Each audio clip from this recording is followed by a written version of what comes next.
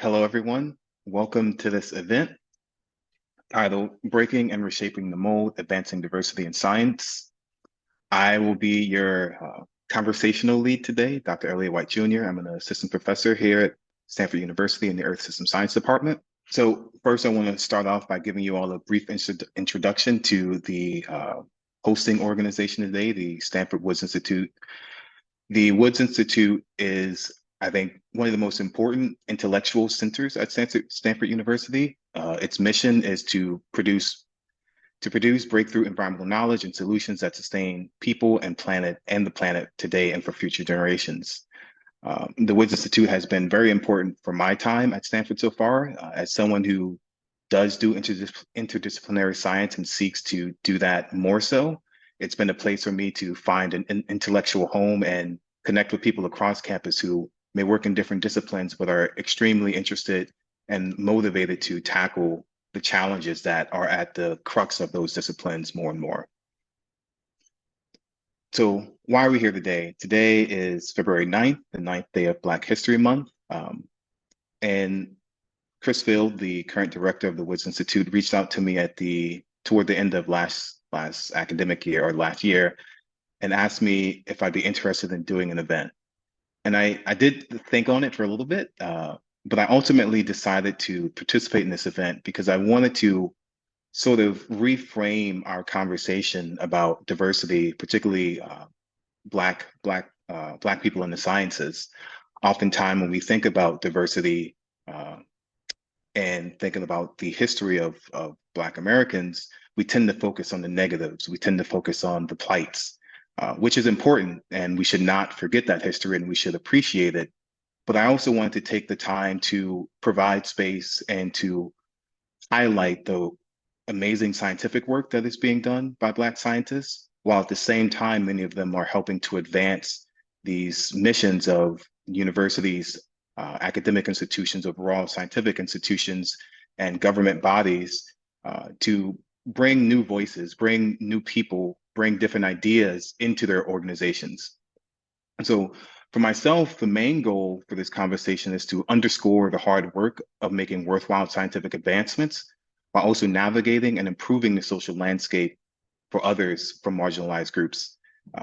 This work is not done very easily. Becoming a scientist is a hard process. It takes a long time and dedication. But when you're from a minoritized group or a marginalized group, that process can be a little bit harder, and there are fewer entryways into the process, but many more off ramps from that process. And the work that people the work that our panelists are doing is helping to close some of those off ramps so that the people who do start that process are much more likely to reach their ultimate destination. An important thing to note about the kind of excess burden or increased burden that many faculty of color, including Black faculty and Black scientists, have is that we do this almost unrecognized work of increasing diversity. So many of us are tasked with doing service, but there's additional service that some of us do because of the high demand and lack of ability to meet that demand that many institutions face.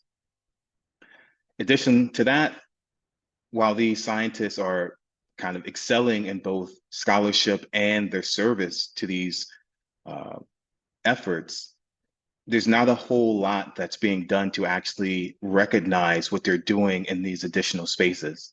And so because of that, you're often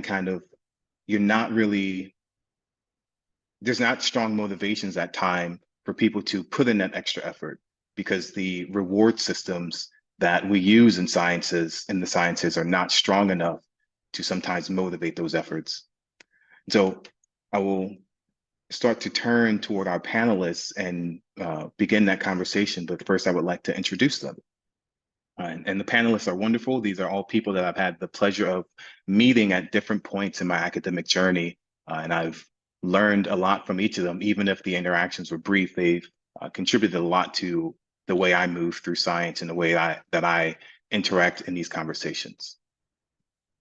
So our first panelist is Dr. Azmarit Berhe. She is currently the director of the Office of Science for the U.S. Department of Energy. Dr. Berhe is currently on leave from the University of California, Merced, where she holds the Ted and Jan Velasco Chair in Earth Sciences and Geology.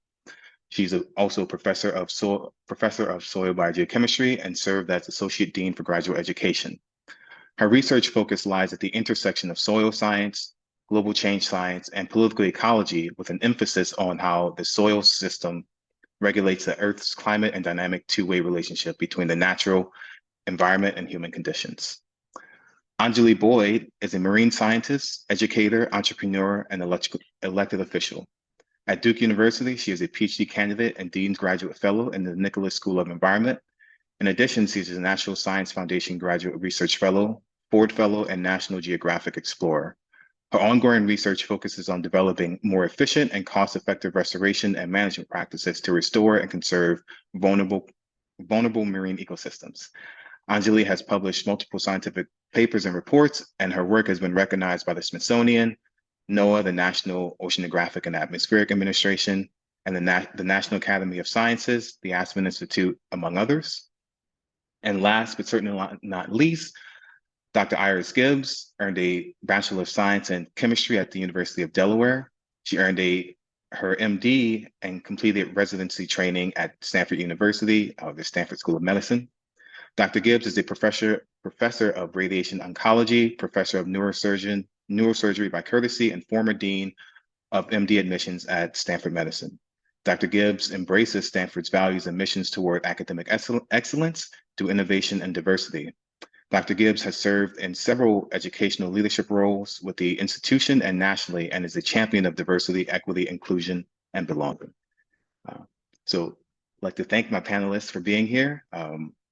Looking forward to a very lively conversation, and hopefully something that not only kind of deepens people's awareness and knowledge around these topics, but also gives you all an opportunity to showcase the hard work that you've been doing for some of you for decades, and for someone like Anjali and even myself for the past several years.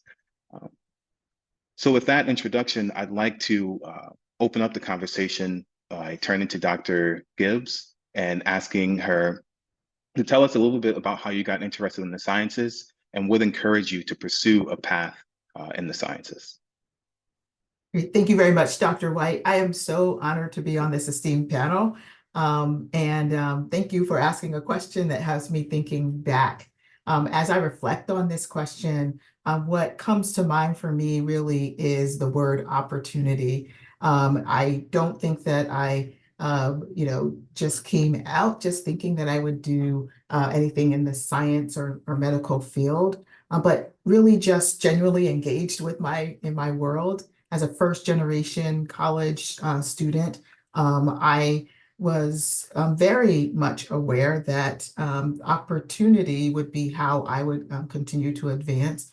And so taking a look and taking advantage of those opportunities. I think that's going to come into play when we talk about some other discussions as well. So for me, the opportunities that presented themselves through various pathway programs, summer programs that had me engaged in scientific research from fairly early on in high school, really was probably one of those first early vestiges that I can connect to that really sparked my curiosity and my desire to pursue the sciences. I'll just mention I am a medical doctor, but I was not, very decidedly not a pre-med.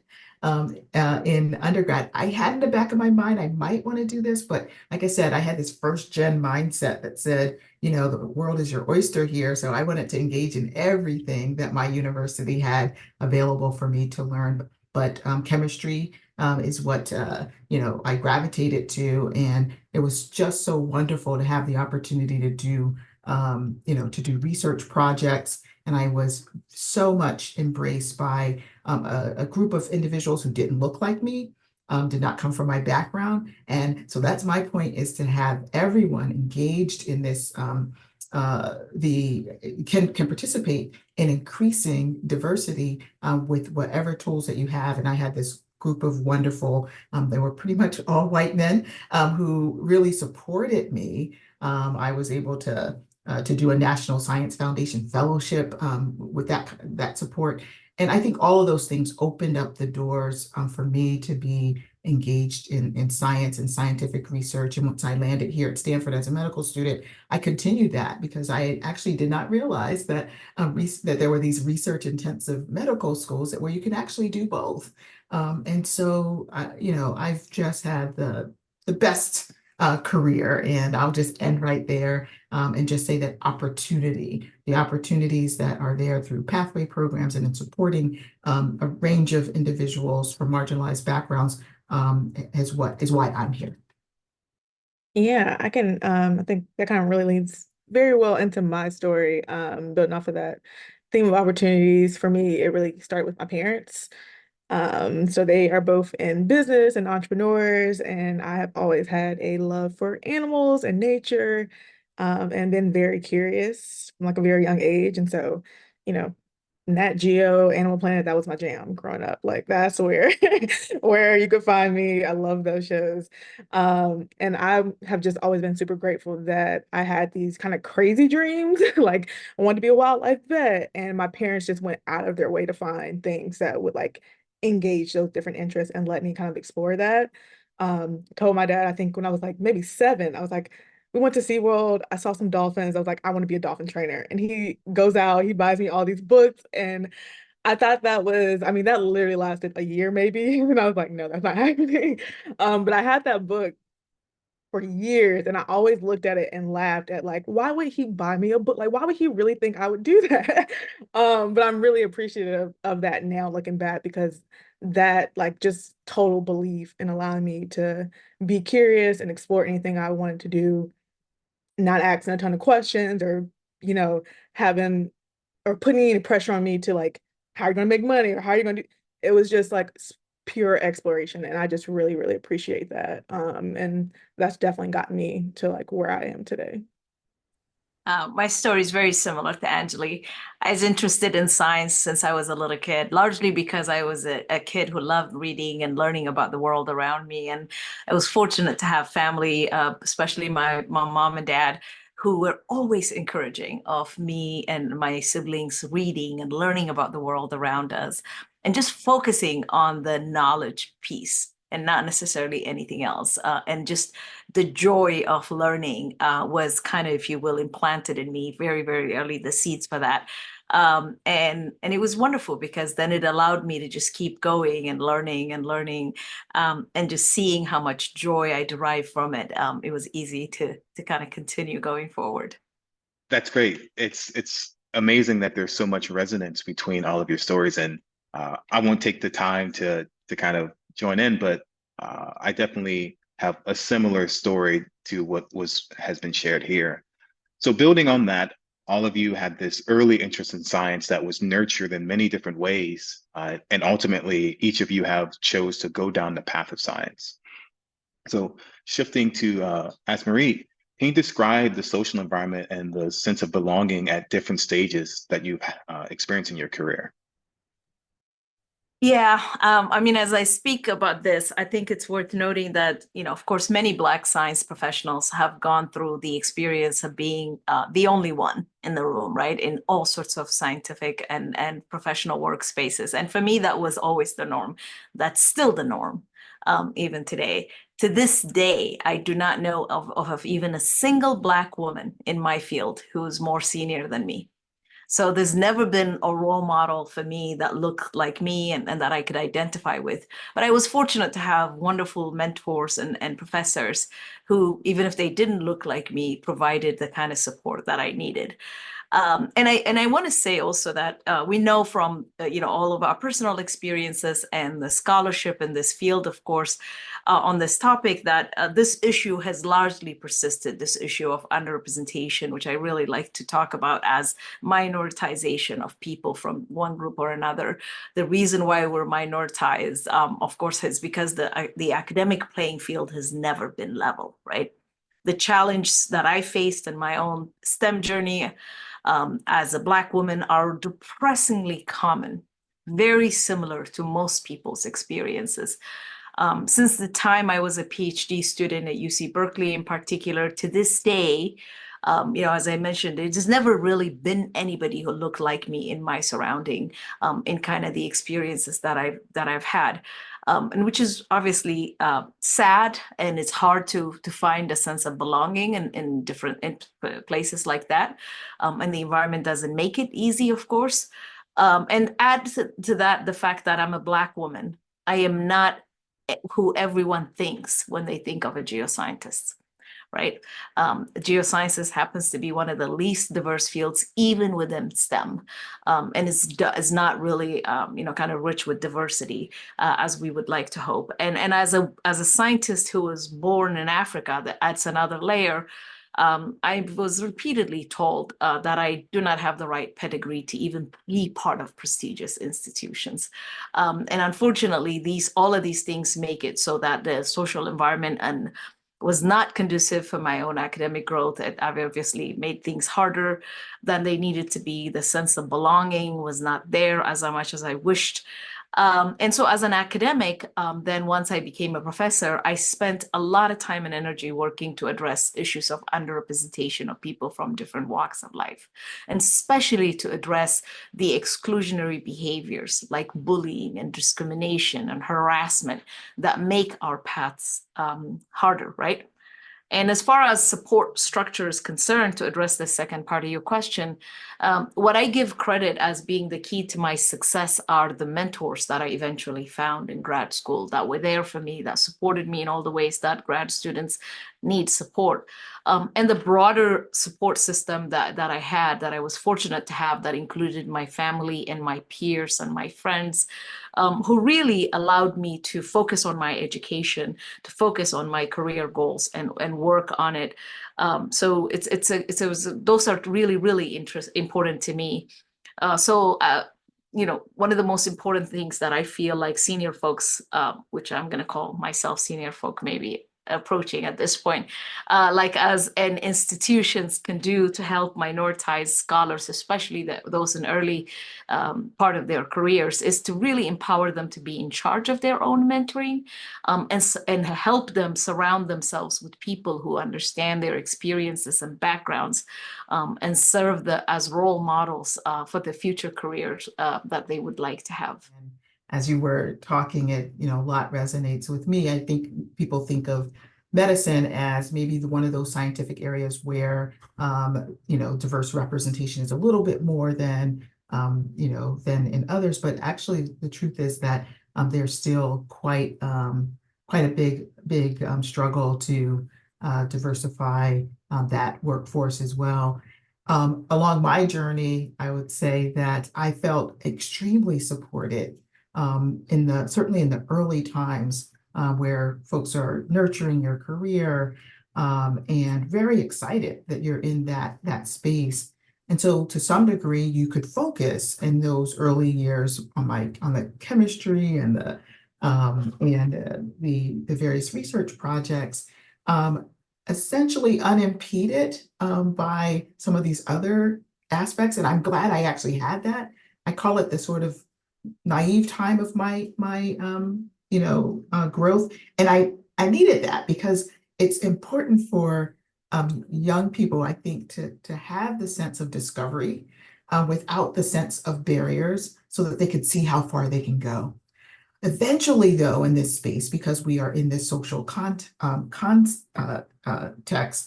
we do encounter the kinds of observation and barriers, and I think that then you're shifting a little bit your focus to also embrace how can I help for others to join me in this space, because it is a bit lonely sometimes to be the only person. And as you were talking, Dr. White, about the fact that we do have this extra almost taxation to be able to provide that pathway for others, to make sure that you're creating that opportunity so that others can follow.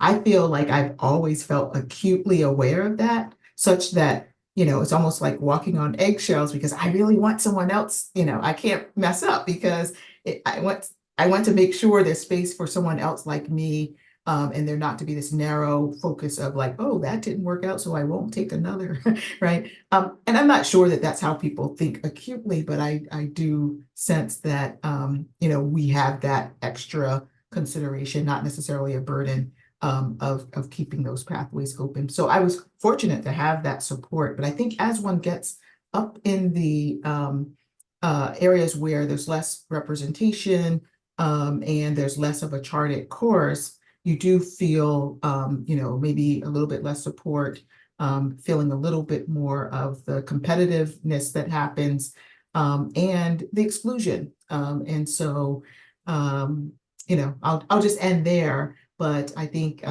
it's good to see people who are similar to you doing something in that similar space. But just like as Barrett mentioned, I was only the second African-American woman physician to become a full professor here at this medical school. And so there were fairly few people to look forward to. But charting the course has been a really wonderful part of my journey. And I hope that that's opened up the path for others as well. Angelia, I don't want to preempt your response to this question, but I also have another question that I think you're really poised to answer, given where you are in your career and the work that you've been putting in so early in your career.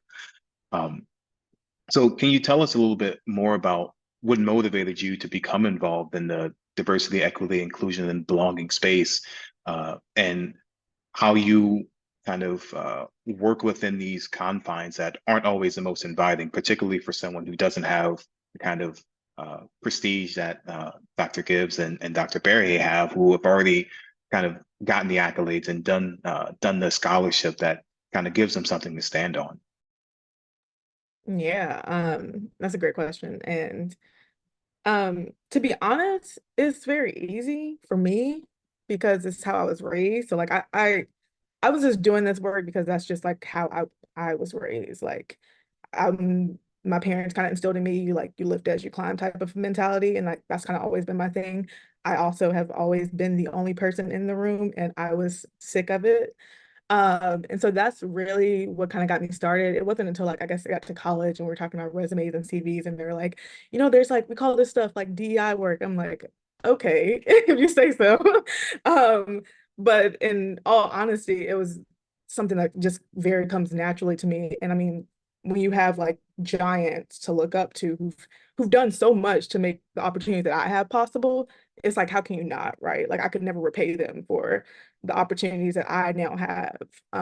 And the only way I know how to repay them is to pay it forward and trying to create more opportunities for folks to come in after me. And so that's really how I think about it. And yeah, how I approach this work is kind of essential to who I am, and building on the legacy that the folks who came before me have built for me to stand on. So yeah, I guess it's just my way of saying thank you.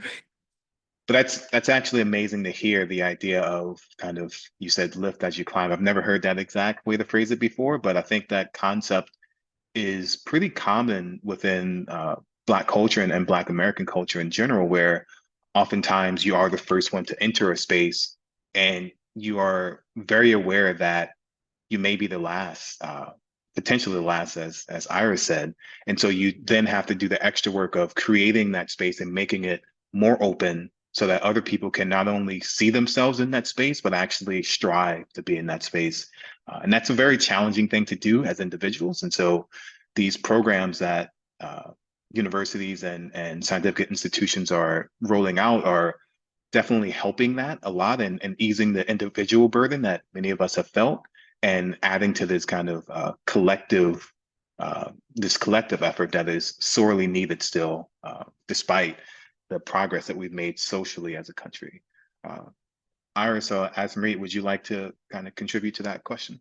Yeah, similar to what we heard from Anjali. So my own motivation for initiating and contributing to efforts in this space is very personal. You find yourself in situations where you realize not only are you the only one, but the environment has created all sorts of structural barriers for limiting your success and limiting entry and success of people who look like you. At some point, you just can't help but try to figure out a way to address that and contribute to making sure that at least the paths of people who are coming behind you is a little bit easier. And in, you know, some ways it's self-preservation, some ways it's a way of really helping us understand how in the world did we get here, right? I think learning the scholarship in this space for me definitely was a way of helping me cope and understand with what was going on around me. And that was incredibly helpful. And then you can't help but, you know, try and figure out a way to address that situation, even within your very limited sphere of influence when we're early in our careers. For me, this one was an organic way of just ensuring that you know, you're just kind of keeping an inclusive space, and I think we do that in unique ways that then show people that it's a wider concept than, you know, even, you know, the gender or ethnic, racial. Once you begin to manage with these kinds of principles, it really opens the door for such a wider range of diversity that really stems and gives rise to the kind of innovation that we see in science, and it makes it so much better. I think there's so much indisputable data to suggest that that's ultimately what's important, is, you know, how do we advance the science and best for humankind. And I don't think we achieve that without making sure that all groups of individuals are able to participate in that process. I'm happy you mentioned the innovation aspect. So there was a paper that came out a few years ago in the proceeding of the National Academy of Sciences, which highlighted that minoritized and marginalized scholars are often at that innovative front, but don't have the ability to allow their innovation to progress them forward in their career path because of the structural and social constructs that still are present. And so that's a tough thing to navigate.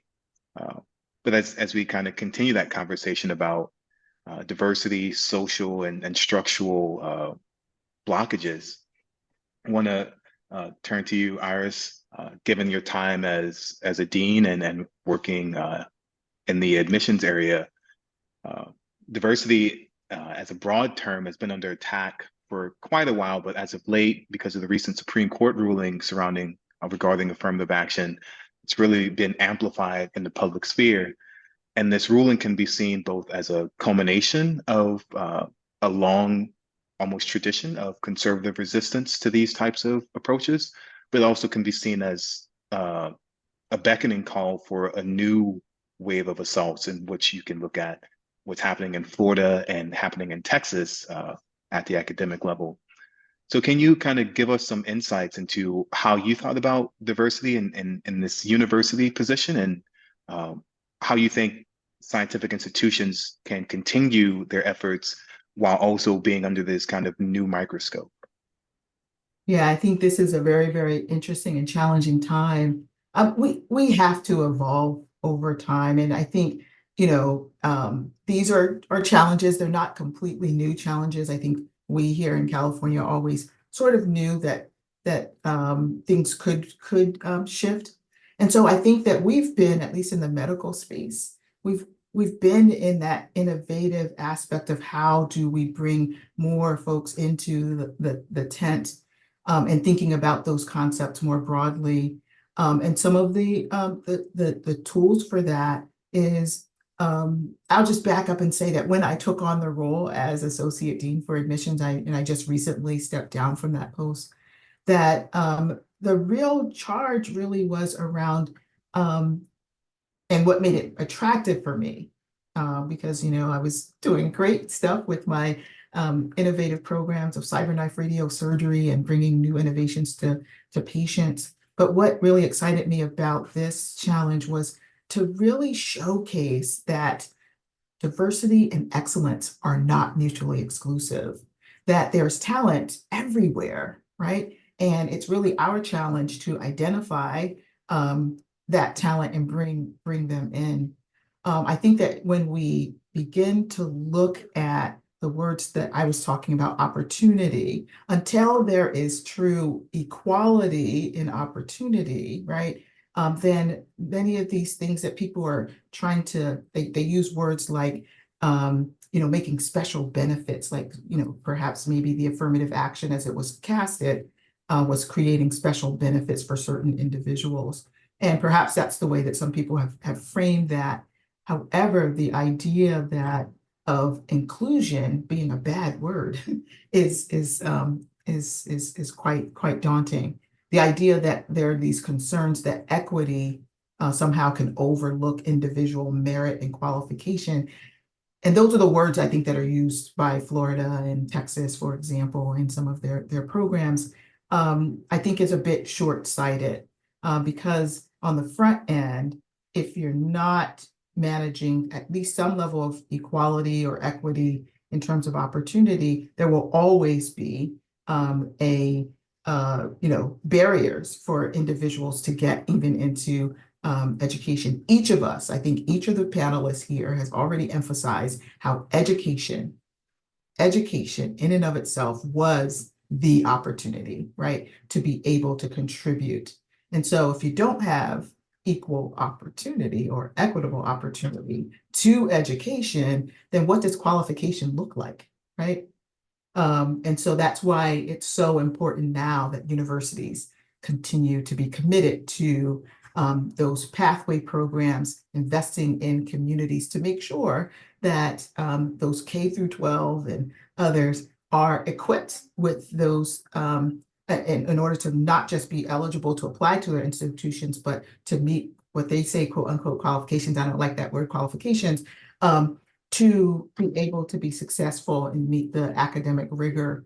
And so I don't think that this charge that has changed should change how universities respond to that, to make sure that they're creating as wide an opportunity for their educational experience by giving back and by making investments in earlier education, I think is the way to go, because until people have equitable opportunities, then I think this one will be a really major barrier. But it doesn't have to be that way, even in this particular landscape. I think universities can think very creatively about how that can be achieved. I'll pause there. No, that was a very very well-rounded but also very driving response. And so I appreciate the insight that you have from your experience and how we can take that forward. So this conversation has been great. We're coming close to time to open up the Q&A. So I have a lot of questions that I want to ask you all, but the audience also has a lot of questions. So my final question, or maybe my final thing to ask of you all, it was intentional of me to bring together 3 Black scientists who are also women. I think Black women in science are still underrepresented in many different ways and in many different fields. And each of you have talked about the role that's played in your journey. Can you all tell us if there's some aspect of that identity that you think is often missed in how you present yourself in your fields, or how it interacts with the way that you are a professional? And that's a really great question. And yeah, I mean, I appreciate you for organizing this. I mean, Black women have been like my superheroes throughout my entire career. So yes, I think for me, the part of my identity that's probably most overlooked is the fact that I'm multifaceted. And I can do a lot of different things, and being able, and that sometimes for a lot of people that's very off-putting because they don't know how to put me in a box that they can understand my talents and the things that I bring to the table. And so for me, that's, I think, to your point earlier about, innovation and people of color kind of being at that intersection. It's caused me a lot of times to have to compartmentalize my gifts, which I don't think that's of service to anybody, especially not to me, not to the world. And so I've had to consistently figure out innovative ways to kind of merge the things that I'm really good at so that I can have the impact that I think I can have, and bring all of me to the table. And so a lot of my work also is trying to make sure that that isn't an issue for other people that come after me, because I think that's a conversation or a topic that I hear about a lot, and I think it causes a lot of issues beyond like mental health issues, physical issues, all of that, trying to have to compartmentalize and um, all the things that come with that. And so trying to figure out more innovative ways to be a full human and bring your full self to your work, especially as a scientist, and especially at this time where like we really need science to solve the problems that we're facing. I think that part is the thing that I hope that I can change throughout the course of my career. Yeah, so the part that's always tricky is um, there's unfortunately a lot of biases in society, which are true in science. And as Black scientists, there are times when we're experiencing challenges because we're women. There are times it's because we're Black people, and there are plenty of times it's because we're both.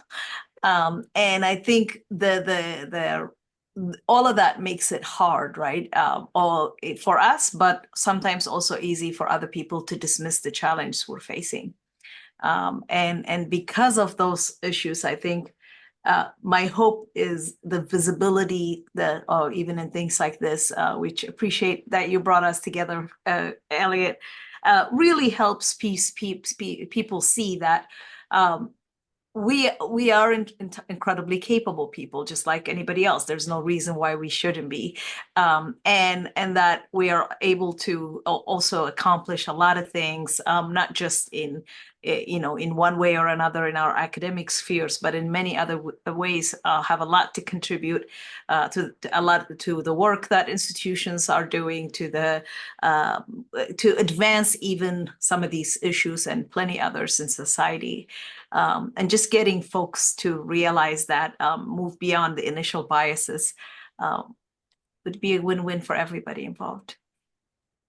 And I'll just briefly add, it breaks my heart when I hear, Anjali, Dr. Boyd talk about basically, dimming your light in order to, to accommodate this sort of space. And I do think that gradually over time, there are those situations where you're sort of almost asked to do that. And I'm always pushing forward to give us an opportunity to make sure that we don't have to do that. It's a hard fought battle. And I'll just say that, I'll make a little quote. I don't know that I'm always quoting Deion Sanders, but I thought this one was a really apt one when he talks about the idea that, don't let my confidence offend your insecurities. And that oftentimes is a space we find ourselves in, and having to walk a sort of more narrow space. But I look forward to the opportunity where we can be our absolute best and most brilliant selves, that just because I exude some level of excellence and that somehow offends in some way people's perceptions of, of their assumptions about who I should be, that we allow for us to be able to be seen in all our glory, because I think that kind of diversity is what ultimately, like I said, that leads to the innovation and allows for problems to be solved in so much better ways. Why cause us to have to dim our light? So I'm gonna challenge Dr. Boyd to absolutely don't let anyone dim your light. I appreciate it. And yeah, no, I mean, I look up to people like you, Iris and Asmer, and I can't, because I see what's possible. And so I appreciate the examples that you all said day in, day out. And it makes it a lot easier for folks early on in their career to really just look, I am who I am, and this is what it's going to be type of thing. So yeah, I appreciate it. Great, amazing. Thank you all for being here. So we're shifting into the Q&A section of this conversation. So please put your questions into the Q&A box at the bottom toolbar of your Zoom window. we have 18 questions and we have about 12 minutes. So I'm not gonna machine gun through the questions, but I'll do my best to kind of condense them. And so we did get a question that I think is anyone could field, but both Iris and Asmarit, you both kind of talked about this specifically, the idea of allyship and how allies can be involved in these spaces when they don't identify as part of the group that they're hoping to advocate for. So Iris or Asmarit, either one of you could take that question. Well, Iris, you're being pointed at. Okay, Oh, okay. thank you. Yeah, so I think there's a lot that allies can do, right, in this space.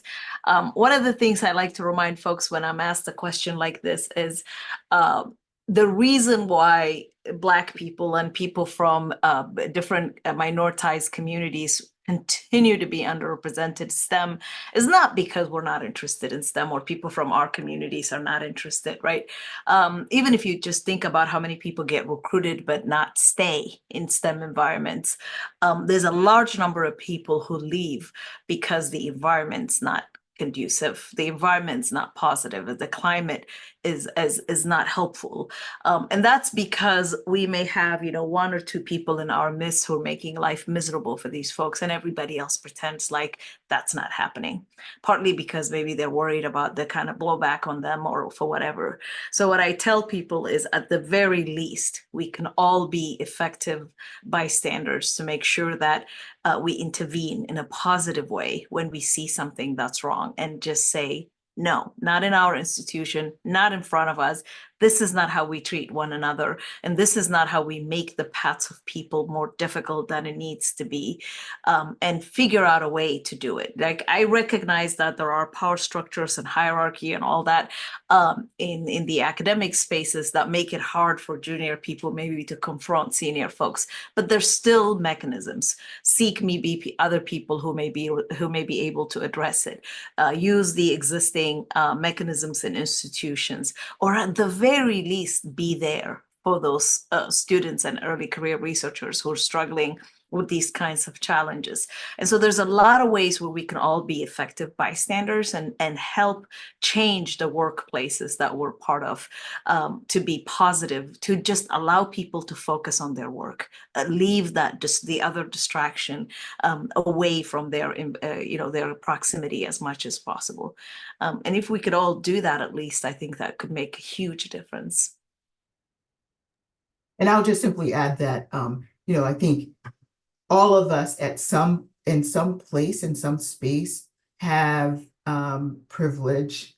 And so understanding the times when your privilege can actually be broadening and opening up doors for others to have that safety and have that sense of inclusion, to really be in tune to those circumstances where when you feel a sense of conflict, oh, where is it that I fit on this, and how can my privilege be used to actually help? Because otherwise individuals are left there to actually kind of fight their own battle, and oftentimes it looks in a different way, almost sometimes self-serving, when you're like, okay, hey, I'm going to bring up this bias situation again. And you can't be the only one who's always teaching everyone about how to navigate that space. And I think that's how allies can most certainly help, is to identify what are the spaces where your privilege can be used actually to help mitigate some of the biases that Dr. Berry has already been talking about.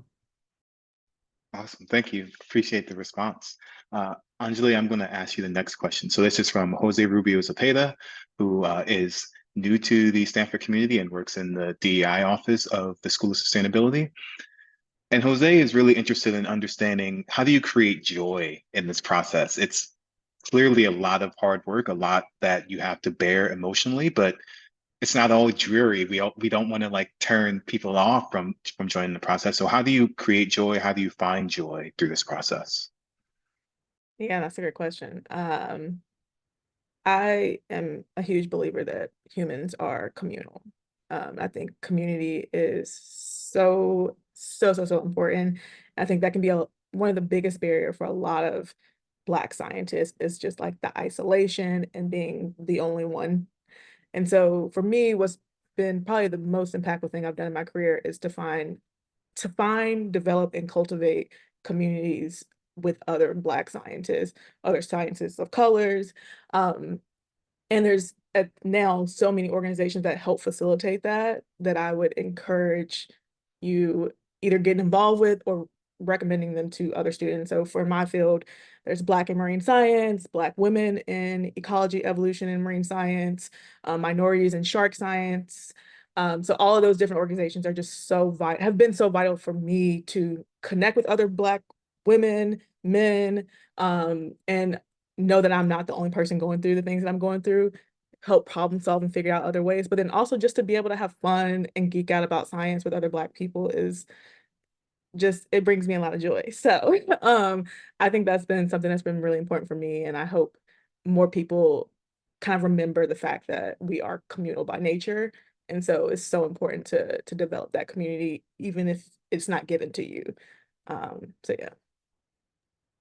I love this question because it's all about joy, and I would be a complete remiss if I didn't say that the joy that I have felt from just seeing the culmination of some of the work in my nearly a decade as an associate dean of admissions, where we've actually enrolled our most diverse classes on every single level in the entire history of the school, to see that critical mass of not just underrepresented racial minorities, but also individuals from different religious backgrounds, persons with disabilities, to have critical mass of individuals contributing to our institution in ways that we've not had before. It brings me such joy, and so I'll just say that has brought me lots of joy. Yeah. So even though I'm in government, working in government right now and on leave from my academic position, one of the things that I derive joy from is seeing the folks I teach, the students I teach, the folks I mentor in different capacities reach new heights. There's very little else that makes these kinds of jobs way more joyous than anything I can imagine. And teaching in itself, I derive a lot of joy from that. I love science, of course, and so pushing the boundaries of knowledge in the work that we do is also incredibly joyous endeavor. But in all of it, I think, as Anjali said, community makes a huge difference. So finding the community of people that you can be part of, whatever backgrounds or experiences that may be, to just be able to be part of and have fun in whatever way you derive joy, that you be able to do that is key. Awesome. So this will be the final question from the audience. We had so many of them and we're unable to get through all of them, but I will read this question verbatim to give it its full spirit. So this question is from Ezra Kotler. Ezra says, I'm a transgender scientist preparing to start my first tenure track faculty position.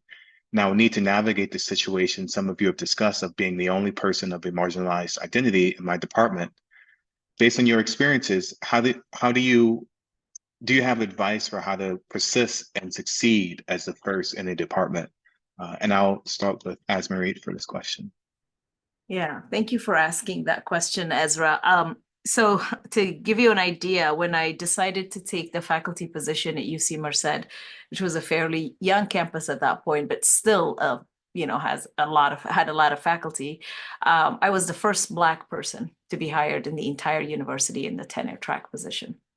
I am also the first person of color to hold the current position that I have. Unfortunately, these things are not rare, right? In most places that we venture into, we end up being the first one, even in 2023 and 24, and that's pretty sad. But what has made a difference for me is community.